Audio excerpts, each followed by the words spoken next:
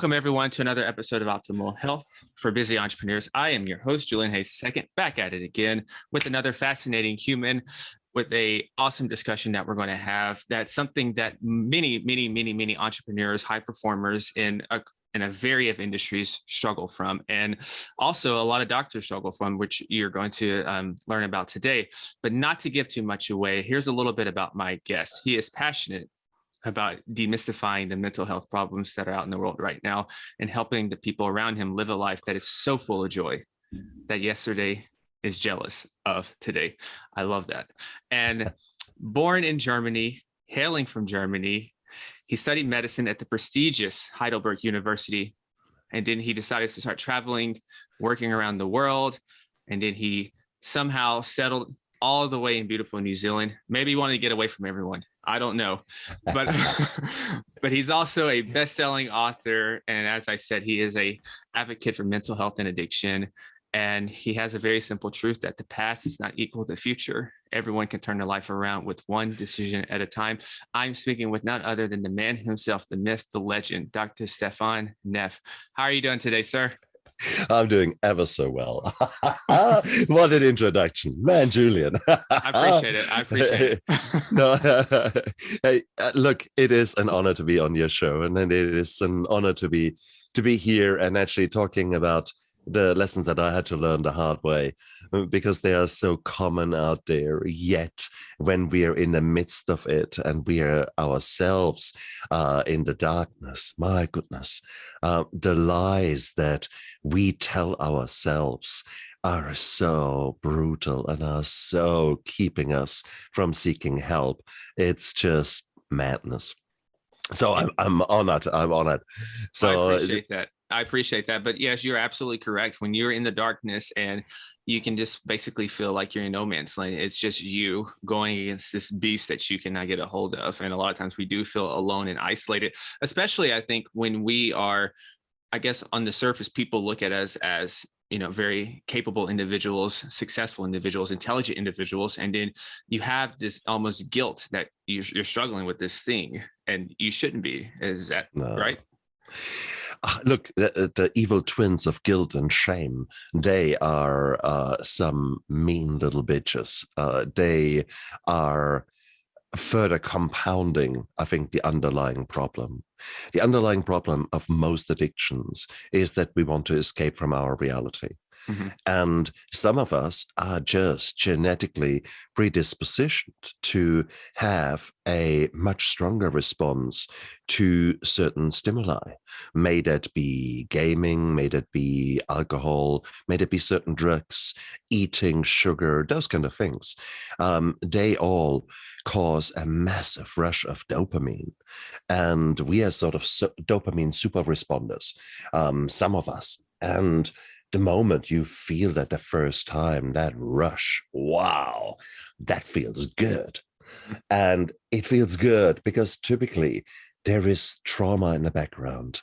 There are mental health problems or challenges, at least, in the background that we have not learned how to deal with.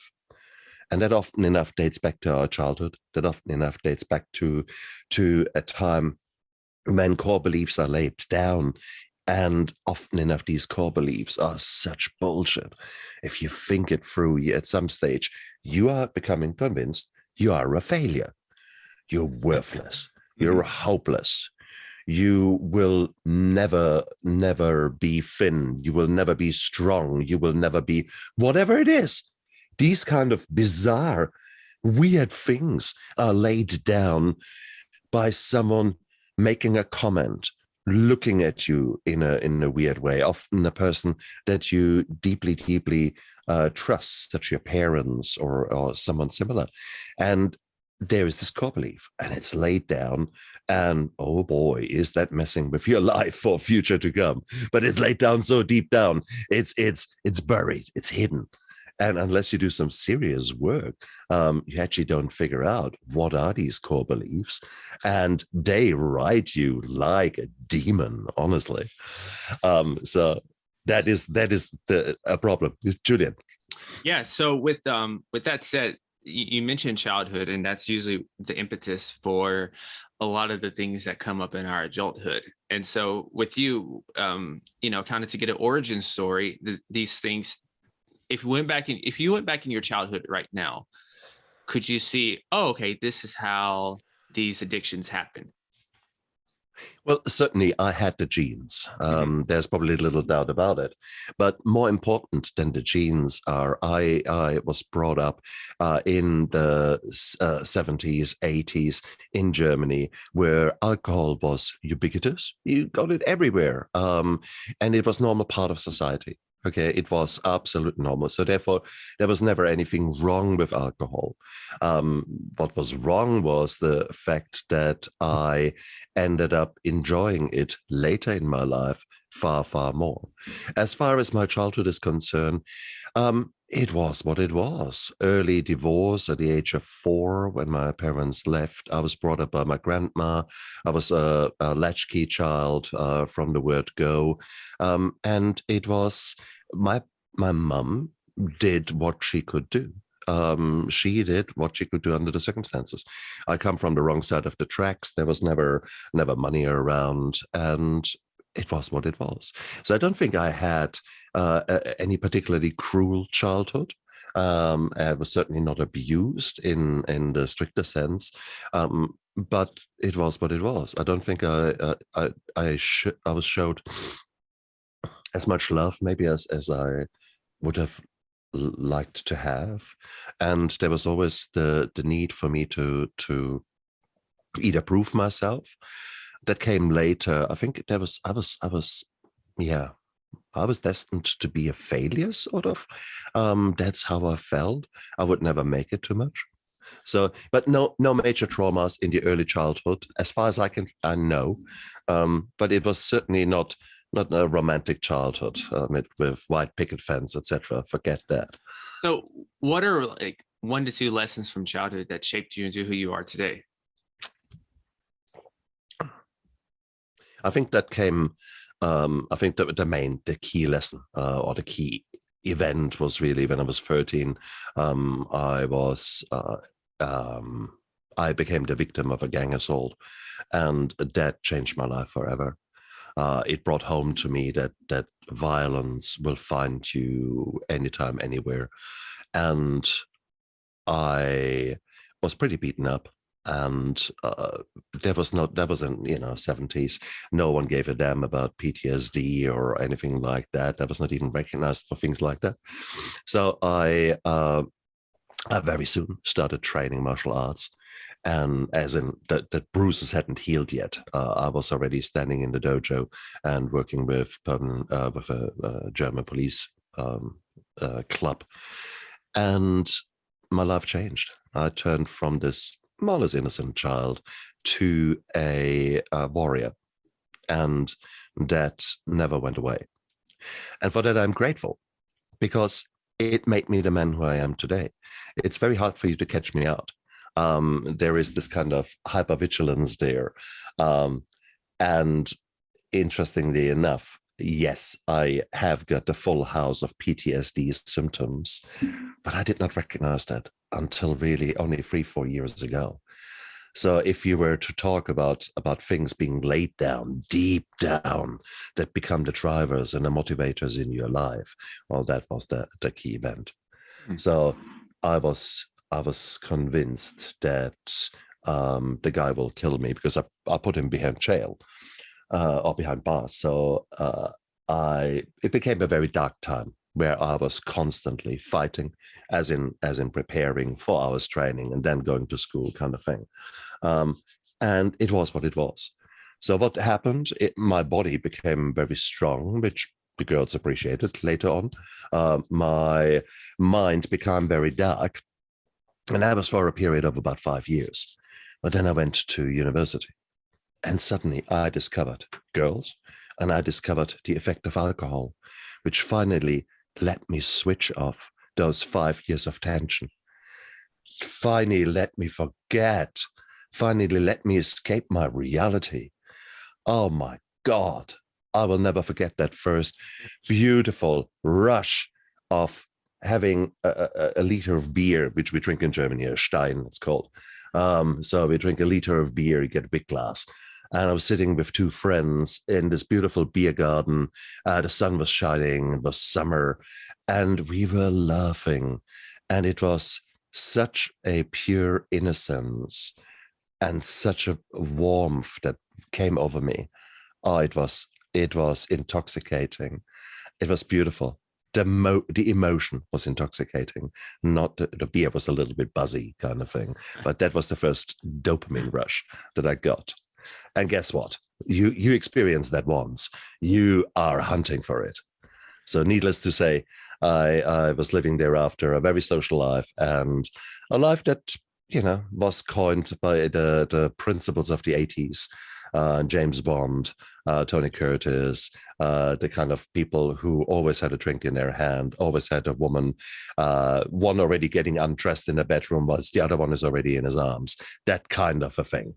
So that was my life, well, for the next few years thereafter. Speaking of James Bond, this is just totally random. Who's your favorite Bond? Oh, it must be Sean Connery.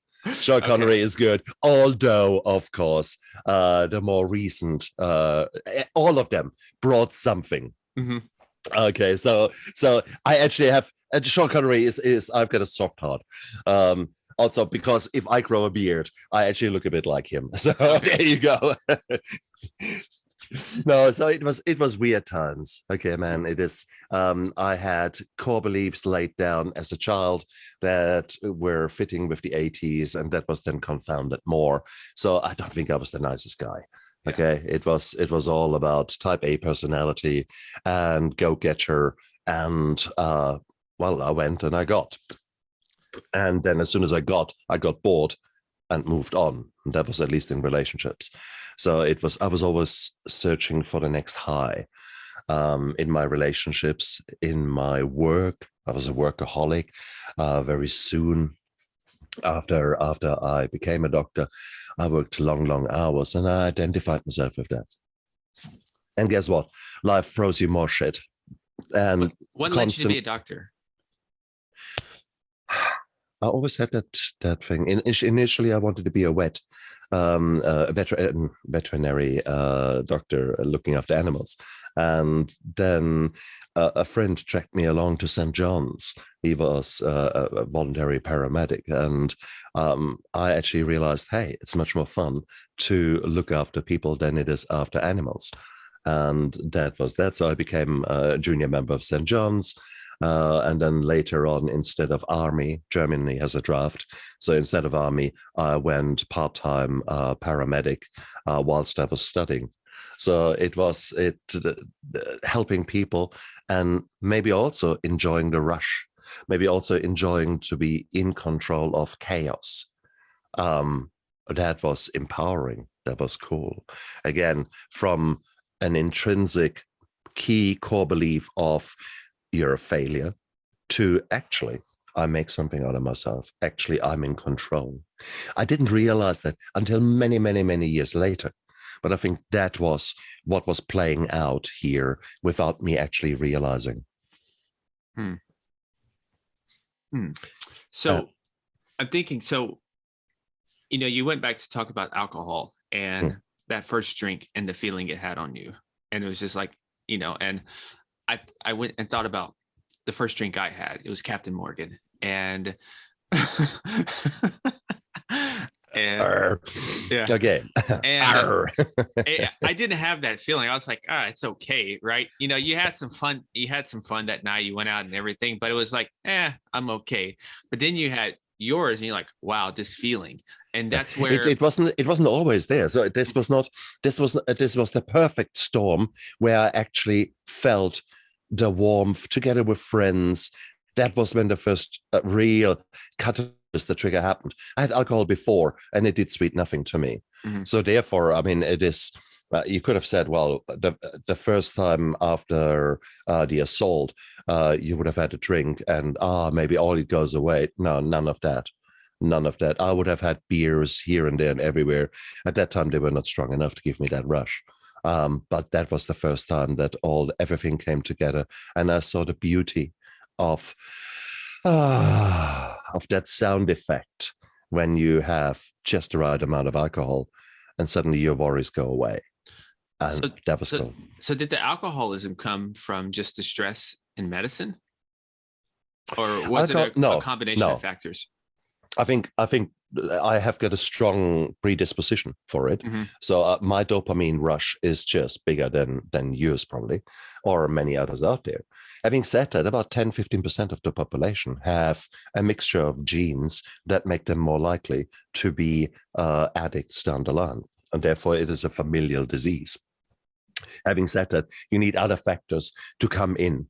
You need to, in my case, I never learned how to deal with my emotions. I was type A personality, boys don't cry, that bullshit. Mm-hmm. I was a macho.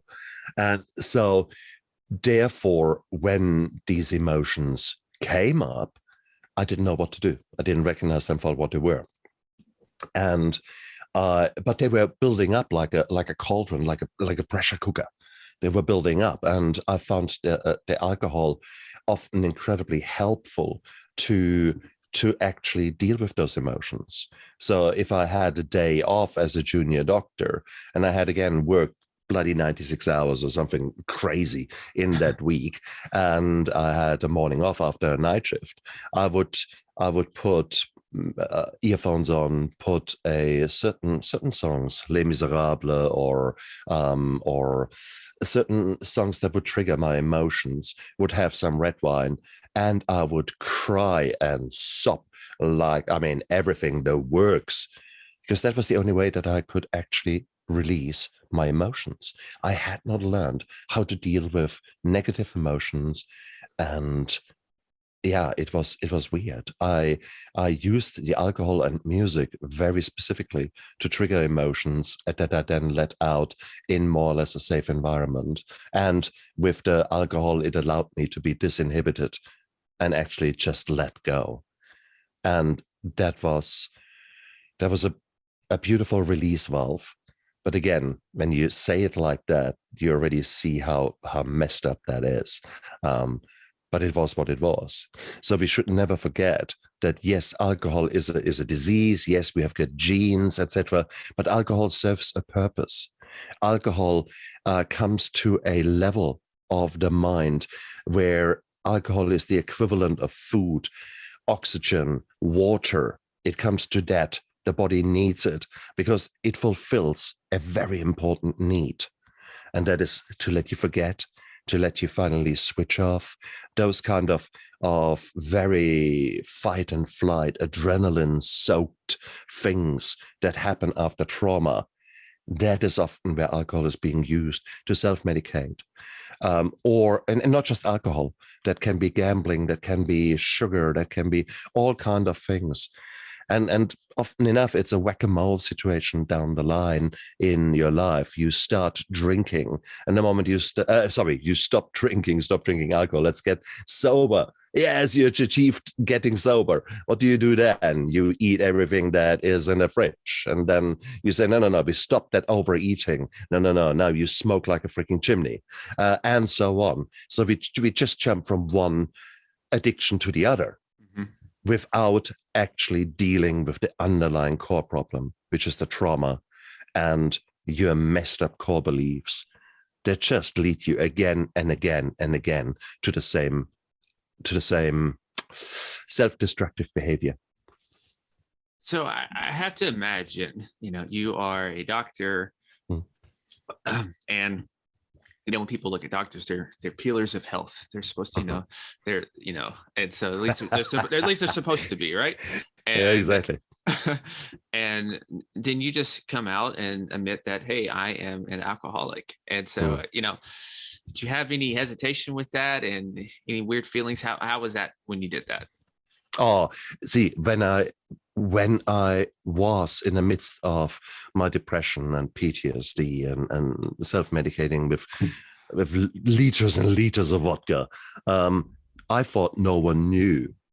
What a bullshit. What a bullshit. Of course, people know. They just don't know often how to deal with it, and they don't know. Either they don't care, or they it's too close to home, because addiction is something very, very normal. Okay, in our society, 1 in 3 are chemically addicted. Okay, and add then personality disorders into that, that's 1 in 10.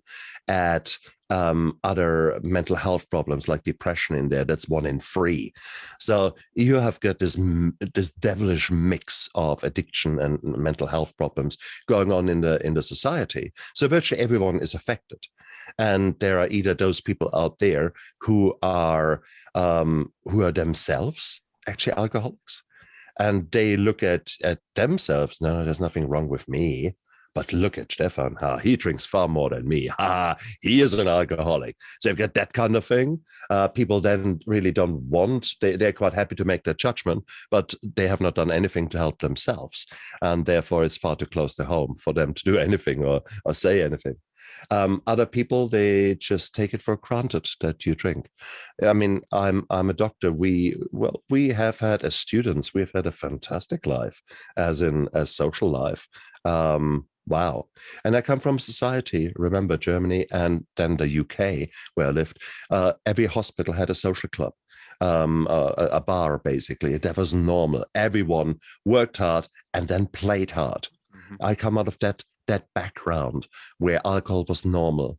When I was in the UK in the 90s, it was still normal to do a clinic or something like that, then go out for lunch to the pub, have 2-3 beers, come back and work in the hospital. That was the setting in the UK, okay? That was accepted normal. Smoking was still everywhere. So smoking and alcohol was as normal as you can imagine.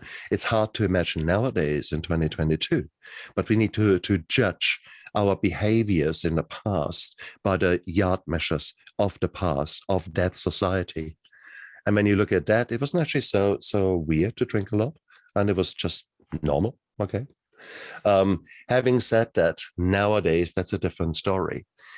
The problem is, you are full of shame, you're full of guilt. And as an alcoholic, you will never, you're full of denial. Let's put it like that. Therefore, you will not admit that something is seriously wrong with you. And therefore, I see it nowadays, having gone through all that shit and being now sober and having all those insights that come with a very successful recovery over 8 years, I see it as my duty to speak out. I see it as my duty to say alcoholism transcends every strata of our society. And that also includes your listeners, your audience. I will bet my bottom dollar that so many of entrepreneurs, so many of very successful people that you look up to, that they are hitting the bottle left, right, and center, because they are leaders. And as a leader, you're in a very lonesome position. And often enough, you've got enough targets painted on your back and people are going for you. Well, guess what? That's not necessarily nice. So what do? You want that, now I can come home. I bet you so many of your listeners will come home, and before they even take their shoes off, they will pour themselves a glass and down it goes, to actually just relax, escape the reality, escape the bullshit that they have faced. And very soon that becomes a lifestyle. Today was a really shit day, give me a drink. Today was a fantastic day, let's celebrate with a drink. Mm-hmm. Today is a normal day. Okay, let's just reminisce with a drink. Okay, so you put a positive spin on it, and basically your drink becomes the second thing. So I was absolutely a workaholic. I was a very good doctor because the PTSD made me hypervigilant. I was constantly aware of everything. So therefore, you could never catch me out. I became very good in trauma, in the kind of adrenaline-soaked thing. And as an anaesthetist itself, you are the knight in shining armor. You are kind of special forces of the doctor world, because when some shit hits the fan, they call the anaesthetist. It doesn't matter if a baby needs to come out urgently or a woman needs a labor epidural. It doesn't matter if a major trauma happens in the emergency department. If someone is seriously sick with an infection that's about to kill them, you need to go to a theater for something. It's always the anaesthetist who gets called when really shit hits the fan, because we are good in certain chaos. And I became very good in that role. I became a teacher. I taught many of the courses for junior doctors where we teach them a systematic approach to chaos. And yeah, I was living that. But that was one side of the story, the workaholic, the in your face, identifying yourself with your work, and then not being able to switch off. There was no work-life balance. I was work. And then I thought, oh shit, now I'm tired. I don't want to be tired. Give me some wine. 2 or 3 glasses later, bang, second wind, let's go. Work. This time maybe in a house or somewhere else. So between alcoholic and workaholic, I was very, very busy. I never stopped to feel. I never stopped to learn how to deal with my emotions. I basically never stopped for decades. And guess what? You can only do that this long until the wheels are coming off. And it finally catches up with you, right? So was there a particular moment then that you're like, okay, I got to get a hold of this? Like, what led you to actually? Sure. You know, people normally have that one thing that this is where it started, and this is what led me to change. And then the other people have it's a collection of events that leads to them. I think there was so much trauma in my life, and life didn't stop with trauma. There's death of parents. You move from one continent to the other, buy houses, sell houses, get married. These are all stressful things in many terms. So it just keeps going. So therefore, it is an up and down. Life is an up and down. It's a constant change. And there are many downs. And certainly also with my alcohol use, there were many moments when I thought, oh, for Christ's sake. Typically, the first thing in the morning you wake up, how many bottles or half bottles of vodka or wine have I put down the sink? No, today is the day I will stop drinking and everything out of the house, go down the sink. Oh boy. And then guess what? Either the same evening or the next evening, I would be back at it with some excuse. So you have to say that this is a very normal behavior for an alcoholic. The problem is you don't see a way out. Unless you come to a point where you're either so low down that you feel you have hit rock bottom, or if circumstances intervene. So ultimately, speak clearly here, you have 3 outcomes as an alcoholic.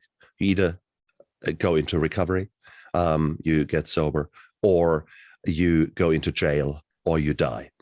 End of the story. These are the 3 outcomes. I was a high-functioning alcoholic, and I've got respect for the law, so I never got into trouble with the law. That maybe is a disadvantage. Had I had a DUI, or had I been, I don't know, an asshole, and the police picked that up, maybe there would have been an intervention earlier. But I was able to sort of hide my addiction and my lifestyle, put lipstick on a pig, called it a social lifestyle, and got on with it. So my health didn't deteriorate, certainly not massively. I never had a proper withdrawal when I stopped drinking. There were never bad enough warnings for me to stop. Does that not mean to say that every single day I did not feel guilty and ashamed about the amount of alcohol I was drinking, about the life that I was living? I was very bitter. I was very resentful, but I never took account of how I interacted with life and the decisions I made to actually get me deeper down into this anger and resentment. So it was a very, very strange life. It was all, look what they did to me. Oh, I will show them. I drink a whole bottle of vodka. Ha ha, that will show them. And you think, what the bullshit? When you actually when you say it like that, my God. But look around, how many angry men and resentful men are out there. And please, it's hard. I was lucky because at one stage, my wife was on my back forever. We had fights about the alcohol because she was initially an alcoholic. So that's how we met. We had a fantastic life, social life. And then at some stage with her church, she got dry, but she became a very virulent anti-alcohol. And you can imagine that was not very beneficial for our marriage, which anyhow was under strain and on the rocks. So the moment she shouted at me, I got my hackles up, remember PTSD, immediately into fight mode. And we had the Third World War going routinely every other day in our kitchen. So this was not a nice time. But there was one particular night when I was just sobbing with pain, emotional pain, drunk like a skunk in my garage and just crying my eyes out. And it was weird. And my wife didn't know what to do. So she got my boss from the hospital, the boss of my department at that time, got him around, and he saw me. And I was a mess with my emotions. And he and my wife behind my back called a rehabilitation hospital and organized an admission for me. And normally, if you would have brought anything like that to me, again, I would have been defensive, resentful, angry, and negative. But the next morning when I woke up in bed, my two teenage boys and my wife came to me, and they all sort of cuddled to me, showed me love, and showed me the respect that I felt they never gave me, and said, look, we love you, and we want to help you, and we have organized that. And it was their love. It was their acceptance, the lack of aggression in that approach that completely disarmed me. It was finally then I was able to let go, stop being the fighter, stop being in control all the time, and let go and accept who I had become. Basically an empty shell of a man, full of anger, resentment, and unable to deal with his life in any other way than get plastered. And that was beautiful. It was that love that changed. So, as I think about recovery, and you think about, generally when we think about alcoholics, right, and they're trying to get dry, we think of Alcoholics Anonymous. And in your book, though, the 12 steps of AAA are only part of a fraction of the steps to do that. So I guess, like, what did you add? Like, what's your system, and how you go? What's your system? Yeah. Well, when I went into rehab, it was a 12-step based system. But the problem is, I'm not religious. So I saw that as a problem. And quite a few of the inmates there in that rehab hospital had exactly the same struggle. God, grant me the serenity. And you can stop there. What do you mean, God? No. Who is this God dude? No, forget it. And I was a bit in that trap. And I didn't realize that really the whole 12-step system actually is more that of dealing with a failing business. Imagine that you have got the business of a restaurant. Your friend is equally having a restaurant. In your restaurant, it is buzzing. Every night there are patrons there. Every night, I mean, the money is just flowing. And in him, you've got some cicadas and a bit of tumbleweed rolling through. And one day he comes to you and says, man, I mean, you're so successful in your business. We're both in the same business. Look, would you mind coming across and just having a checkup, so to see what you think of my business? What am I doing wrong? And you say, yeah, of course I come across. So what would you do?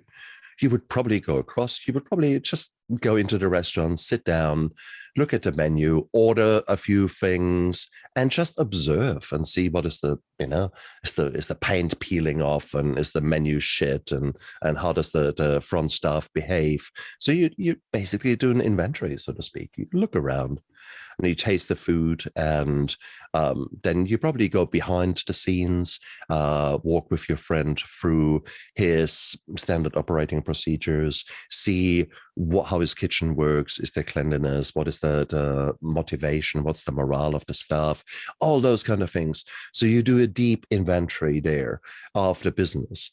And then you sit down together and say, well, okay, no one actually in the last 6 months had bought those items on the menu.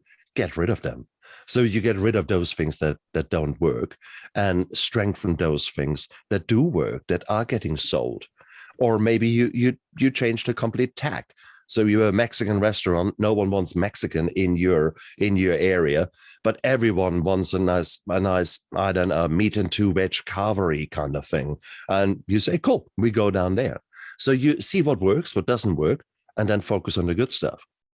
And then you go through a period of training the staff, motivating the staff, etc. So you work on the habits that are going through the restaurant or happening there. Then down the line, you probably want to make amends. You probably want to go to your core customers, those people that were still sort of hanging in there or that were on your mailing list, etc.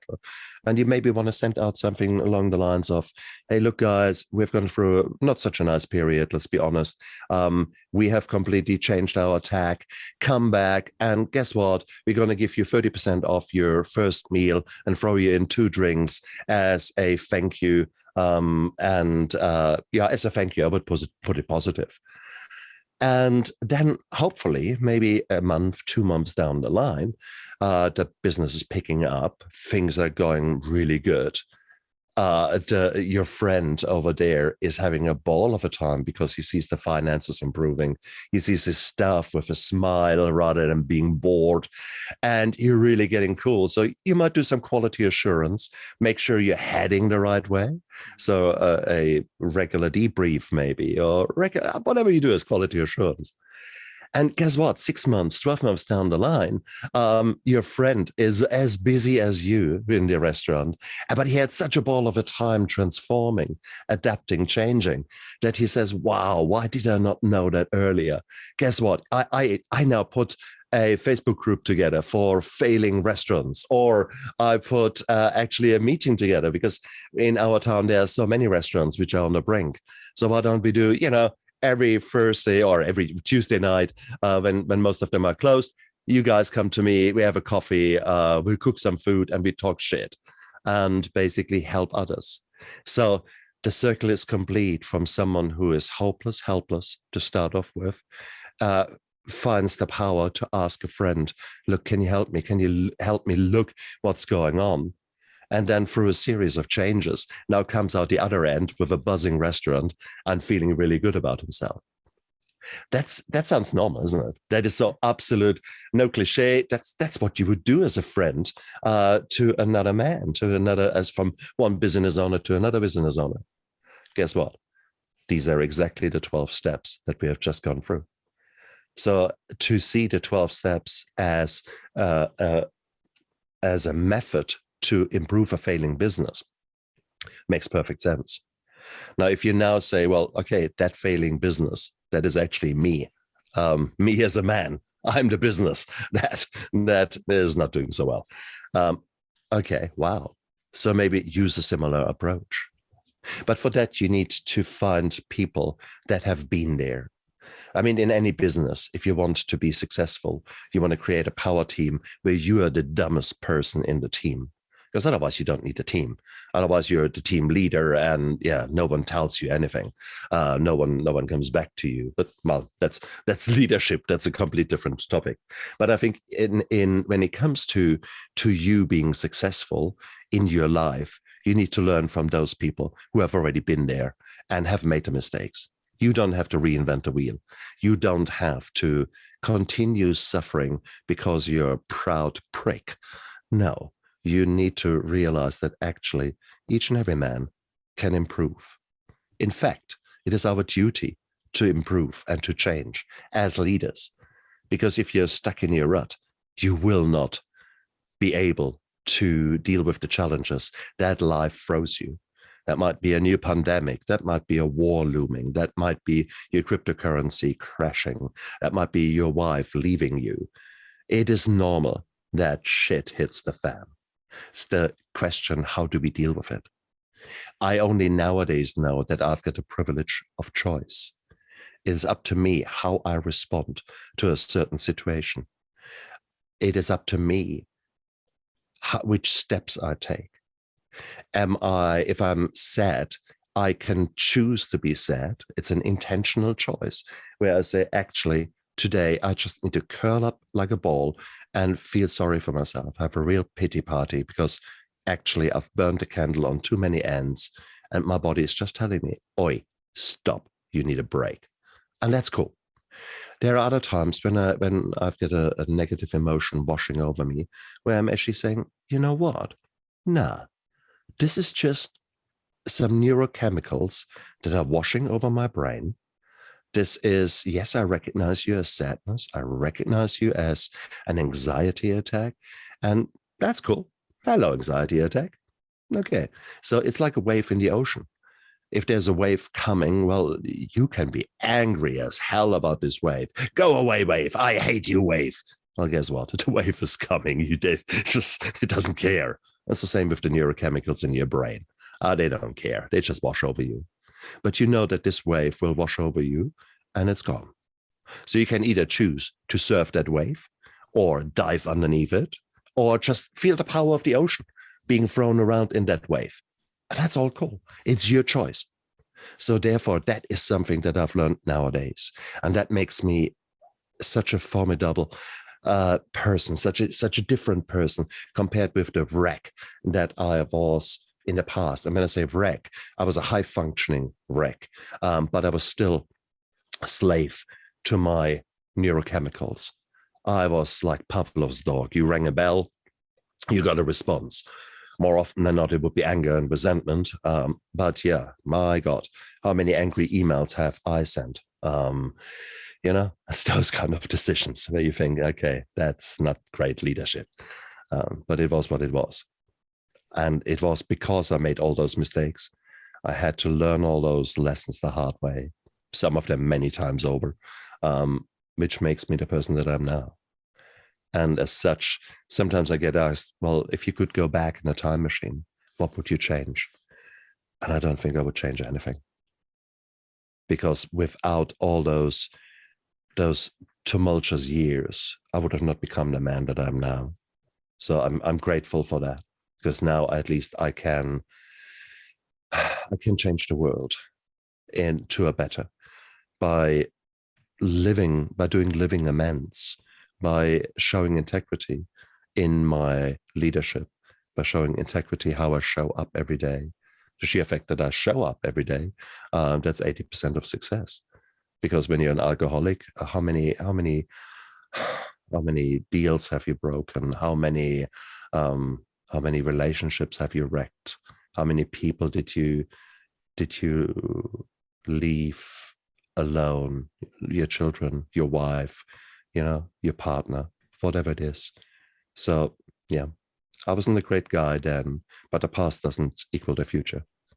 You have got the right to choose, and you have got so many seconds and so many minutes in a day, and you can every new moment you can make a choice. You can choose between living a life so full of energy and full of beauty that really alcohol has no role to play. That's really what it happens today. It's extremely rare that I want to have a drink because I'm so busy with living life. So I'm still an addict, but I'm addicted to life. I'm addicted to making the most out of myself. I'm addicted to learning new skills, both from a mindfulness or from a mental health perspective, as well as in real life. Every 3 months, I take on a new project as a man, meaning, okay, so these 3 months, what do I want to do? I want to focus on learning stick fighting, eskrima. Okay, cool. Let's get some sticks and let's learn some fighting. That's cool. Or maybe the next 6 months or 3 months, I might wish to focus on my cooking. and say, actually, no, I will cook some really lovely, healthy food for my family now and treat them.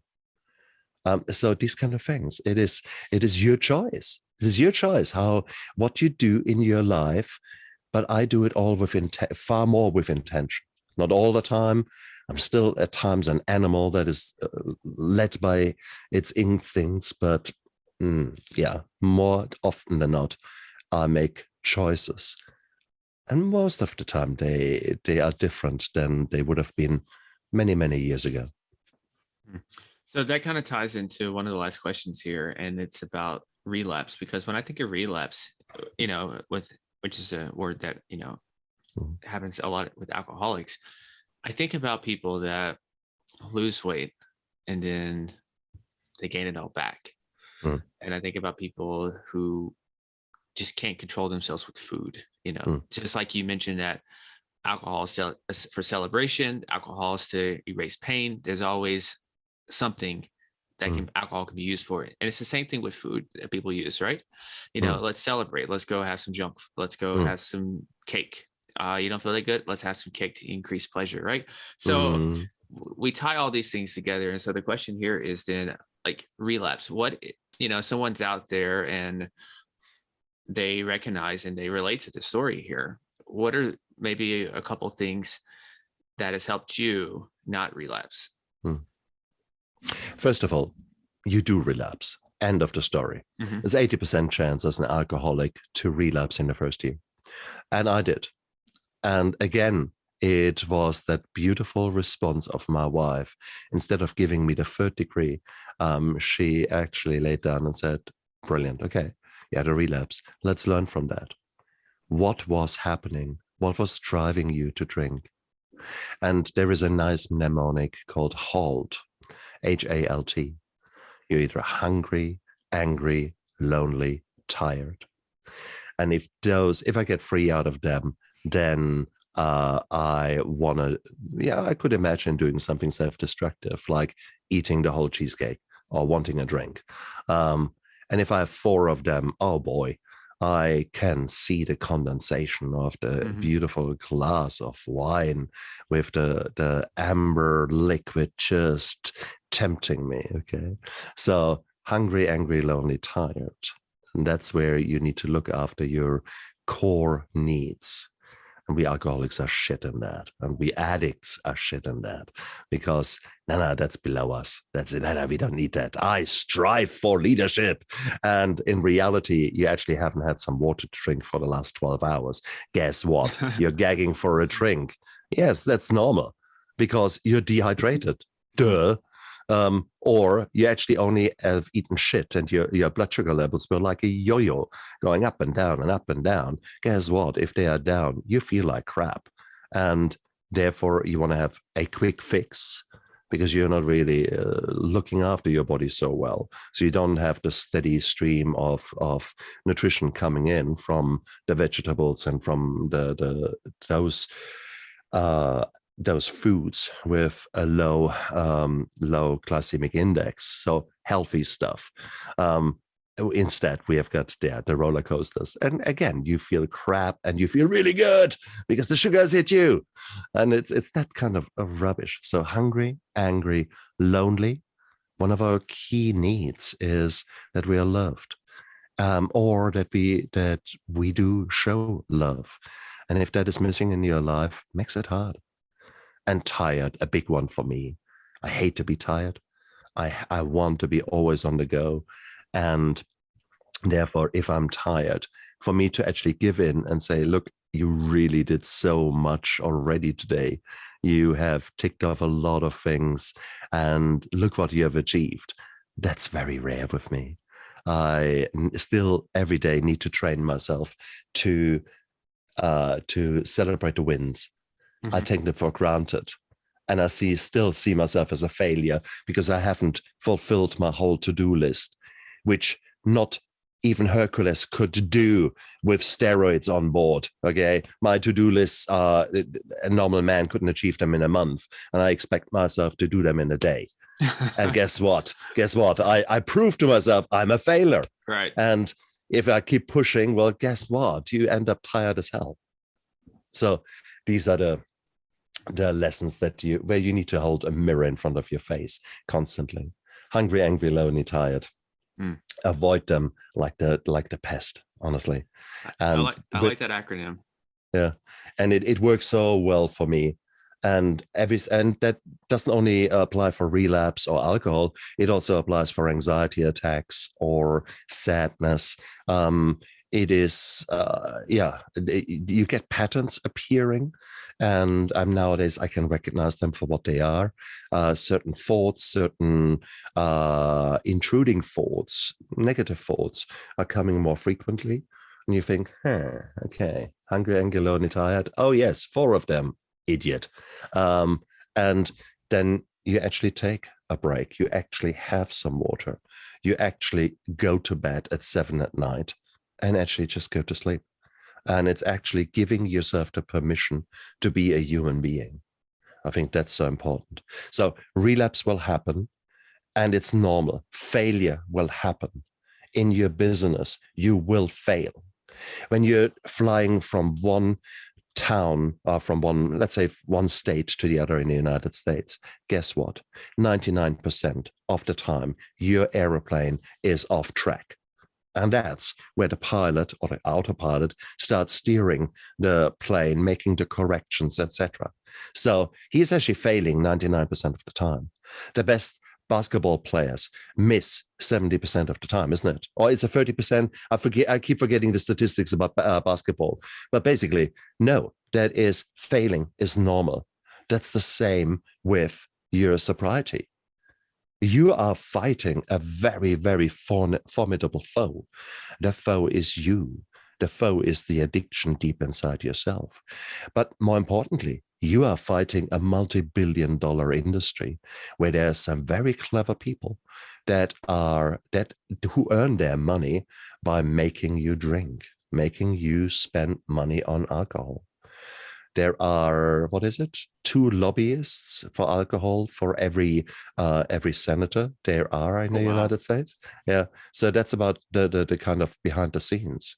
There was a beautiful study 2 years ago where they sat down and watched telly. And they watched telly in two different big channels, and basically analyzed every single minute of the best viewed kind of thing. So we had Netflix and I think Prime was the other one. And they just checked what is the most viewed stuff, and we watched that. And we check how often is alcohol being presented, drank, etc. So alcohol was shown, regardless of the topics of what you watch, on average every 3 minutes. There was someone drinking, alcohol was displayed in a way that makes you think of alcohol every 3 minutes. Now, officially, there's no more alcohol advertisement in those kind of places. But guess what? It so happens that in certain channels, if you put on that channel, seemingly all the heroes like a certain beer. And if you go to another channel, it turns out that virtually all the heroes like a certain kind of whiskey. And it doesn't matter which freaking series it is you're watching. Okay, you get the idea? There is, although there is not overt advertisement there. Oh yes, you are flooded, my friend. You are flooded. And the life is changing. Our norms are changing. Nowadays, we want to be slim. We want to be fit. So carbs are not good. We know that. Okay, so alcohol, wine, carbs, beer, carbs, nah. So what do? We invent hard seltzers. Okay, so, and what a coup. What a coup for the industry. So the only thing you need is water. You carbonate it. You put a spritz of lemon in it, and then you put pure alcohol in it. Dirt cheap. You can do that right there and then in big vats. And then you do a marketing around it, the hard seltzer, you go to the gym, you are strong, you're cool, and now you can relax with no carbs. What a bullshit. But we're falling for it. So there's an amazing industry out there who wants you to drink, who wants you to fail, who has made it now your owners. So they are saying, look, we advertise responsible drinking. So now they say, yeah, here's this poison and we want you to buy it. But of course, it's up to you. It's your onus to be responsible with it. What a bullshit, you know? So And guys, relapse is normal, okay? And guess what? You failed in a business venture. So what? So what? You dust yourself, get up, dust yourself off, learn the lessons, and move on. That's normal with failure in the business world. So only because you have once maybe lost some money. Oh wow! I can never ever be a businessman again. Bullshit. No. So that's the same with alcohol, okay, or with your food or whatever your addiction is. And the last question here is that pretend you're at a round table and you have a bunch of water. I was going to say wine, but we'll go with water, or we'll go with tea, or we can go with coffee. And you got 3 extra seats there, and you can invite 3 people from any point in history. They can be dead or alive, and it has to exclude family, though. So what 3 people would you invite for a roundtable discussion just to hang out? Oh, damn. Oh, there's so many people out there. God, can I have speed dating? Can I have 3 new people every 5 minutes, please? I'll give you 1 extra seat in the back in case you gotta have 4. No, I think there are. Oh God, where to start? I'm really struggling with that. I've got a flood of so many people, and it's hard for me to choose. But I think I would love to talk to people who have gone through spectacular failures and spectacularly hard times. For example, Winston Churchill. Mm-hmm. He was running the only country that the Germans had not invaded. And maybe let's stick with that theme. I actually would like to invite Adolf Hitler. I want to meet that madman, and I want to look in his eyes. I want to figure out, how can you be so screwed up in your head? And I want to learn the lessons, what went wrong there. Not what history books say, but really as a man, what went wrong there. And I want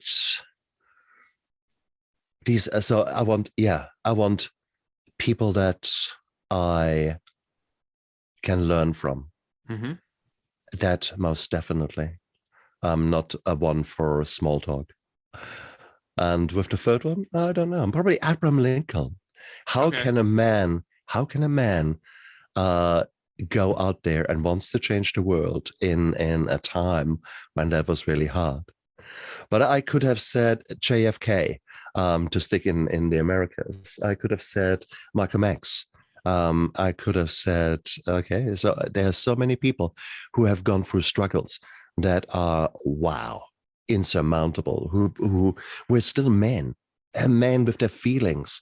How did they deal with wrong persecution, with being labeled nasty things? How did they deal with failure? Where did they get their energy from to persevere and achieve those things? That's what I want. And that's what I've got in my show. Nowadays, I've got a show, My Steps to Sobriety, and I bring on people who have been in the darkness, who have gone through shit in their life and are now coming out the other side and are telling the lessons they learned the hard way. So therefore, I surround myself in such a way with people who I can learn from, who make me a better person, because I don't need to reinvent the wheel. I don't need to make the same mistakes as they have. Although, funnily enough, when you break it down to its core, it's often the core beliefs that are fucked up and that result in us making choices that maybe are counterproductive. Absolutely. So, yeah. That would be a very interesting conversation, very deep and complex, but very good conversation. So I like those 3. I like that combination. And so this has been an awesome conversation. And where can listeners keep up with more of what you're up to? Cool. Easy. www.mystepstosobriety.com. That is my website.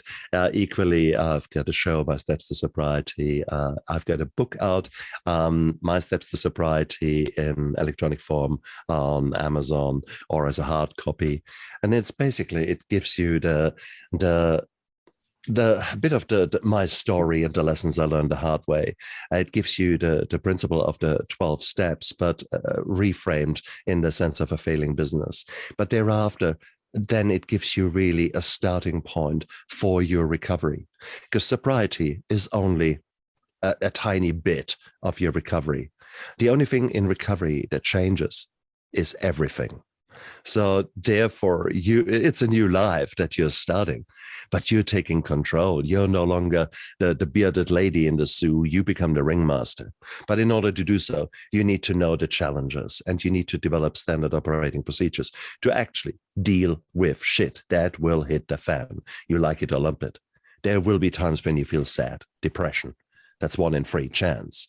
What's the chance of your car, your tire getting bust? It's far, far less. Yet you're preparing with a spare tire in your car. Well, it's far more likely that you will have a bout of depression. Wouldn't it be cool to actually learn a bit about it and maybe just get an idea and how it looks like, feels like, and maybe what you can do to prevent something like that happen? And what about toxic relationships, either in your private life or with a toxic coworker? There are nasty people out there. How do you deal with something like that? So that's a big part of my book, where I'm going through such challenges that are pretty likely to happen, and give you an action plan to actually say, well, okay, so here we've got an anxiety attack. Okay, what does that feel like? What do you do? Financial independence, or more financial failure, hard times hitting you. Well, how can you prepare for it? What can you do? Those kind of things. So you want to have action plans in place before shit happens. That's how we as doctors become so good. That's why a soldier is so good, provided he trains hard, because they are having action plans for every single scenario, and they are prepared. And then if the scenario happens, if crisis comes, then they're just jumping into action along pre-laid plans, but they're willing to adapt the plans as the scenario unfolds. Well, your life is the same. So therefore, I've put a big focus on that you have choices, and that you should think about these choices long before crisis happens. That makes you so much stronger and so much more likely to succeed, both as a human being, as well as a businessman, as well as in the other roles that you carry and that you take on in your life. So live your life with passion. And that means go out there, grab the opportunities, but live intentionally and be prepared for shit hitting the fan. That's an excellent way to sum up this conversation. And so once again, thank you so much for joining me. And the listeners out there, I will have all those links in there in case you're driving, running, biking, or whatever you're doing right now. So don't worry, I'll have it in the show notes and everything. And until next time, stay awesome, be limitless. And as always, never stop upgrading. Peace.